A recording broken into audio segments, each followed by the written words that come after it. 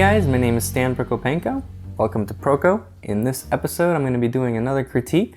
And before I start, I want to fill you guys in on what's coming and what you can expect in the near future from me. Right now, I'm working on a figure drawing series.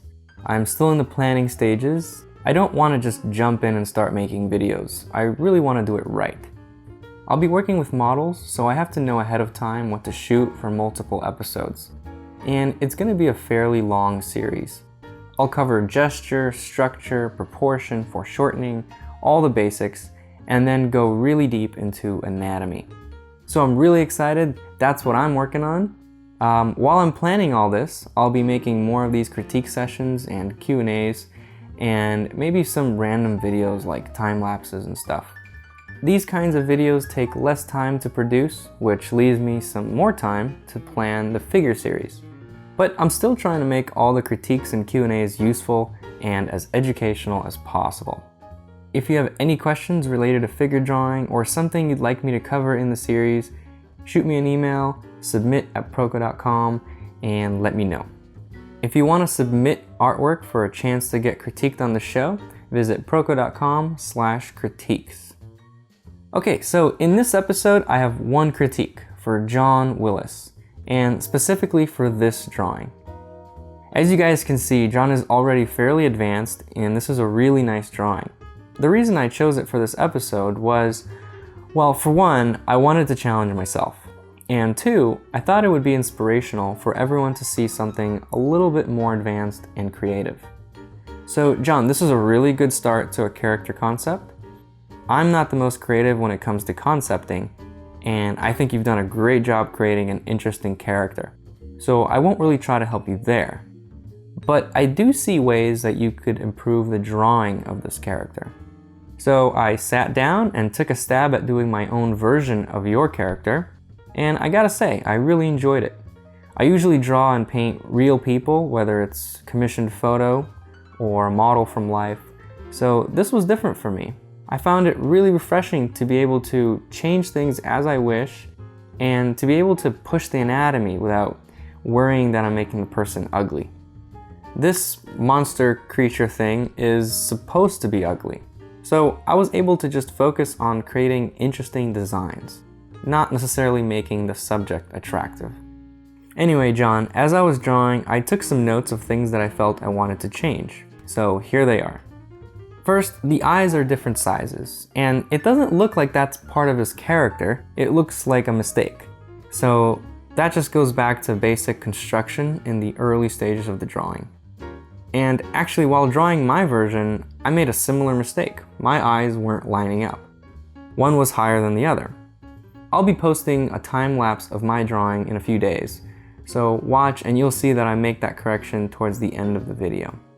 The wrinkles on his nose look a bit repetitive. They do a good job in showing his expression, but so many repeating shapes isn't good design.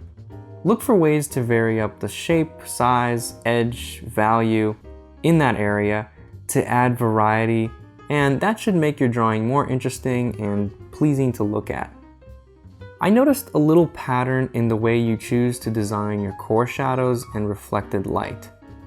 You make both the core shadow and the reflected lights really thin, almost like a line. I would consider the forms a little more and add some varieties to the edge type and the thickness and the value of the core shadow.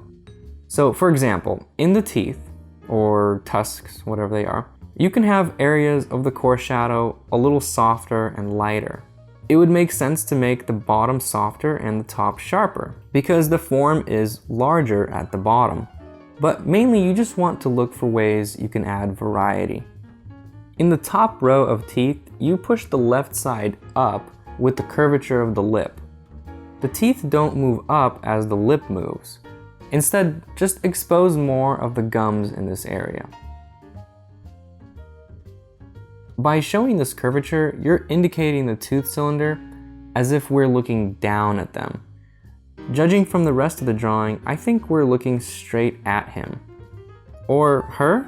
I guess this could be a woman. My apologies to the lovely lady. I removed the hand because I wanted to just focus on the head, since that's the part that you've finished. Just judging from the lay-in of the hand, I'd say watch out for the repetition again. The fingers look the same size and shape. Especially in the knuckles, try to look for more straight lines. Think about the tendon as it wraps over the bony knuckle and add that construction in there. Make it feel more solid. Right now it looks a bit bubbly because of these curves. Personally, I don't like the hair under the bottom lip. It feels weird coming out of the neck, so I decided to give him messier, more rugged hair. I think it adds some nice motion to the drawing too. If the ponytail is something really specific to this guy, I am sorry for butchering your character. Finally, you can get a stronger light and dark pattern in there. It looks a bit soft, and I think that with this character, having more obvious shadow patterns could add some interesting shapes. Having a better worked out shadow pattern also makes for more believable light source, and that makes the creature feel more real. Okay, so that wraps it up for this critique. I will be posting a time lapse of this drawing in the next few days. Thank you, John, for submitting your beautiful drawing, and thank you to everyone else that submitted their work. Sorry I can't get to everyone, but I will be doing more of these, so I might still get to you. And also, sorry guys for being absent lately.